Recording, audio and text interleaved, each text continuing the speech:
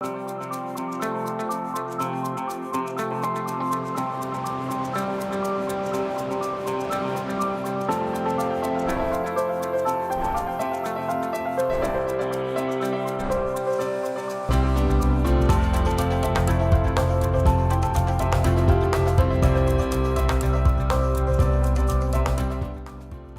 afternoon, and thanks for joining us. I'm Keith Silva, in for Judy Simpson.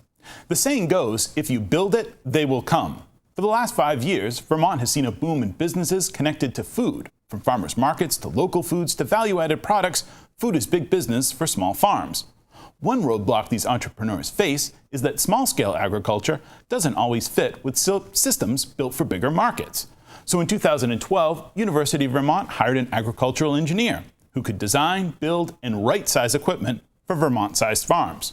Joining me is UVM Extension's agricultural engineer, Chris Callahan. Good to see you, Chris. Good to see you too, Keith. Thanks for having me. Chris, what were some of the issues that were going on when you started? Well, in 2012, we were just coming off of two sort of historic price peaks, one in fuel and one in feed. And both of those, of course, affect Vermont agriculture very much. So a lot of the pain that farmers were feeling had to do with the costs of fueling tractors, heating greenhouses, feeding animals, etc. So those are some of the key issues I was facing with Vermont's farmers. How hard is it to get equipment for small-scale agriculture? So small scale is one part of it, but also Vermont or New England or Northeast appropriate is another part of Okay. it. So it's not always about the scale of the operation or the equipment, but also just the appropriateness of it. And it can be very challenging. There are certainly options out there. The two challenges we often face when I'm working with farms is the cost of that equipment and also the uncertainty associated with it. Will it work for my operation? Okay. And so working through that in a real careful way. Well, storing crops like carrots and potatoes helps vegetable growers turn a seasonal business into a year-round operation. The challenge can be able to monitor those crops for temperature and humidity. Here's Pete Johnson of Pete's Greens talking about how Chris helped him stay on temperature. This storage thing has really helped us to make a well-rounded year-round business where we have quality managerial staff that stays year after year and has really taken a lot of the crazy ebbs and flows out of vegetable farming in a climate like this. For these vegetables to stay fresh for over 6 months, the temperature and humidity have to remain constant. Half a degree too high or too low means at least a week less of storage time. In Vermont, Pete's Greens may be a major player in the marketplace when it comes to selling storage crops. But outside the Northeast, storage facilities can be several acres in size, making Pete's facility minuscule by comparison. So installing a proper monitoring system is much easier said than done. This is the kind of stuff where you go online, you check out what, big storage facilities, they have a certain kind of monitoring system, blah, blah, blah, and you contact that company. And you're just not speaking the same language. It's a very different, they're dealing with, acres of storages where people are spending maybe $250,000 to set up the proper monitoring and all this kind of stuff. And it's very different to be able to call up somebody and say, hey, I want the second smallest model of what you have because it's perfect for me. And to call up with somebody and say, hey, I need something 10 times smaller than what you have. And that'll be perfect for me. And they're going to say, I have no idea what you're talking about. I don't know 10 times smaller. So what these are little thermistors. They come from the medical industry. They're using catheters. To find a right-sized monitoring system for his business, Johnson contacted Chris Callahan, an agricultural engineer with the University of Vermont Extension. Callahan's solution was to do what engineers do best. We needed to build this simply because it didn't exist at a price point that made sense for our growers and frankly any small to medium-sized grower throughout the country and the world. Each thermometer connects to a microprocessor that transmits information over the internet. Johnson and his staff can then monitor temperature and humidity readings from anywhere using either a computer or a web-enabled device like a smartphone. It's a continual process of identifying a need, having a conversation about what might work, giving it a shot, with the understanding that it's an on-farm research project and learning along the way. If you're just joining us, I'm talking with Chris Callahan, agricultural engineer for UVM Extension. Chris, what are you still learning when it comes to this project? You know, this project was really interesting for me. I figured it'd be a simple matter of getting some monitoring equipment in the coolers and give farmers visibility into temperature and humidity. Right. How much could there be to it? The temperature aspect of it was pretty well in hand. But the one thing that we learned was humidity measurement and control is a real challenge, and that was a bit surprising. The other thing that we continue to learn is just how much benefit there is to good control of conditions. Temperature and humidity conditions in storage can have a very dramatic impact on product quality and therefore profitability of the business. Right, and just waste. I mean, if it's no good, they have to throw it out. That's right. It doesn't work at all. Yeah. The other thing is it's easy to fall into this sense that we have internet everywhere, and of course for anything involving data, we need internet to really get at it, and it's not everywhere, it turns out. It turns out. Well, the project at Pete's Greens involved microprocessors and humidity sensors. Another project that Chris has helped farmers with was how to heat greenhouses at a low cost and lessen agriculture's footprint. Here's Dave Marchant of Riverberry Farm in Fairfax. We're really trying to reduce our propane use, mainly because one, cost, and two, in terms of climate change and our carbon footprint, using renewable fuels makes a lot more sense. And it's great because the wood pellet industry is a real local industry now. It's all within just the Northeast. So. One catch to this project is that most of the commercially available biomass boilers are not set up for small fruit and vegetable production.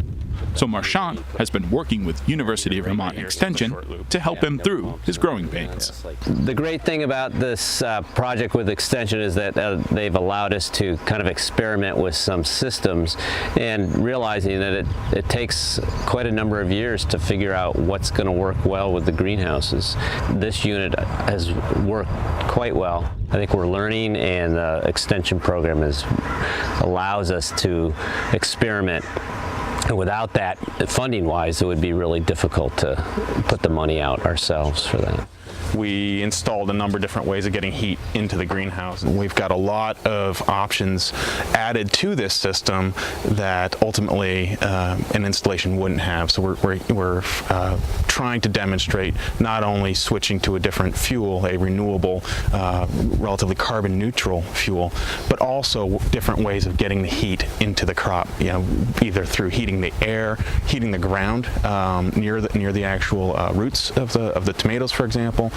Heating crops that are grown on benches with hot water flowing through them. The other thing that happens when you move away from a hot air furnace to a boiler is you're moving water as opposed to air. And so there's more plumbing and pumps and valves. And so some of that can be difficult to sort out without a little bit of help. So my role to a large extent has been designing that system and helping figure out the pump sizes, the plumbing sizes, and how it all works together. That way. It hasn't been an issue with two houses because it takes everything that it's got.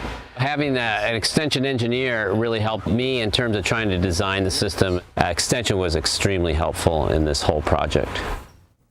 Well, getting these biomass boilers set up was one of your first projects. What's the impact been since you started on the project? And what happens when it comes to the environment? What's the impact there?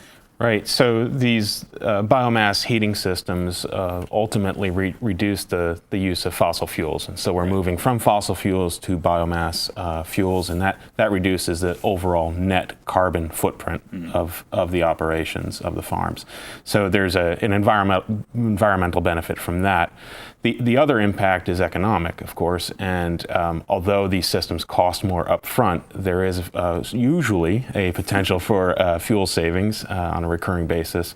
Right now, that's challenging, given relatively low fuel prices. Propane is so low. Right. Yeah. I mean, when we first started this project, I would have never predicted propane being at or below $1 per gallon in 2016. But the chances are that propane will go back up, and the local fuels or the biomass fuels will stay a relative stable price. So chances are fuel prices will change. Okay. right. And so that's the other big part of this project is controlling that volatility. Mm-hmm. If you control the fuel, and so some of our more recent work has focused on farm sourced fuels, not just biomass but not just wood pellets, for example, but farm-sourced fuels where you can actually have much better control over the costs of the fuel. Well, in the last few years, craft brewed beer has become synonymous with Vermont as ice cream, cheese, and maple syrup. To top off their beers, brewers wanted locally grown hops, which is easier said than done. Here's hop grower Nick Aleria. Well, the first year we picked by hand. I got a party of about 10 people up here, and we had a bunch of homebrew and barbecue, and we just sat on a picnic table up there and picked all weekend long, and it took a long time. If you think picking apples is a daunting task, imagine picking hops. It's just, they never seem to end, and it takes forever to get even a pound. Matt Nadeau shares the pain of being a small-scale hop farmer with Aleria. Nadeau is the owner and brewmaster at Rock Art Brewery in Morrisville. He has a small hop yard at his own home and enlists his family to help with the harvest. And we just pick and pick and pick till you're just tired of it, and then we call it good. There are machines that can separate the cones from the binds, but they're expensive and mostly used by large commercial hops growers in the Pacific Northwest. For small-scale growers like Aleria, there was simply no other choice than to harvest by hand. Until now. This new one-of-a-kind machine, developed by the University of Vermont Extension, is changing that. We're seeing a much greater demand for locally grown hops to support a booming microbrew and craft brew industry in Vermont and in New England in general. Tell me about the day that came with the harvester. Oh, it was awesome. That was Labor Day. He came out to our farm. My father and I had cut all the plants off of the trellis the day before. We brought them into the barn. Chris came the next morning, pulled right up to the barn, and we just started firing binds through the machine, and hop cones were flying off every direction. It was quite a sight to behold. What if they hadn't come? I probably would be insane right now, and I probably wouldn't be done picking hops either. It is still a very labor-intensive process.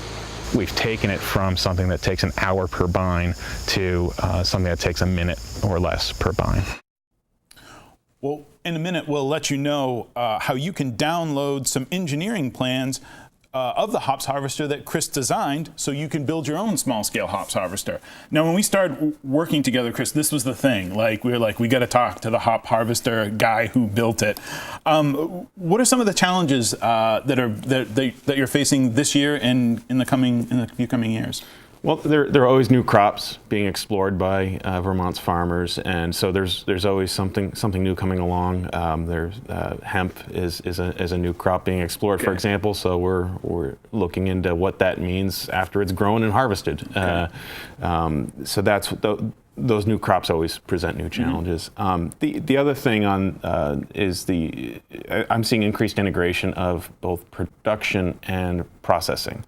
So value added products from Vermont-grown raw materials, and so that introduces some new needs that some folks aren't very familiar with. So, the other area where there's, I think, going to be a lot more work is in increasing labor efficiency, and this isn't just about farm staff; it's a big part of it, but also about owner-operator efficiency and just quality of life. And there's this project Deb Haliba is leading up related to social sustainability. And how do we ensure that today's farmers will be there tomorrow?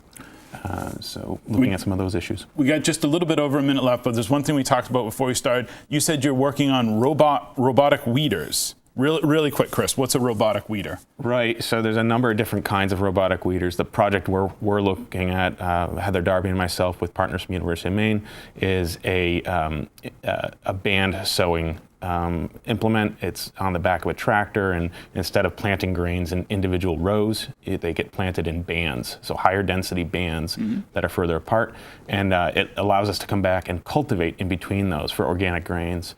But that needs some robotic guidance. So I think there's more to be done there. Well, Chris, how can viewers get in touch with you? Best way is through the website uvm.edu, extension/agriculture, and then there's a link for engineering. Excellent, excellent. Well, Chris, thank you very much. It was good to have you here and to see you again. I want to thank everyone here at WCX for making this program possible. And as always, thank you for stopping by Across the Fence.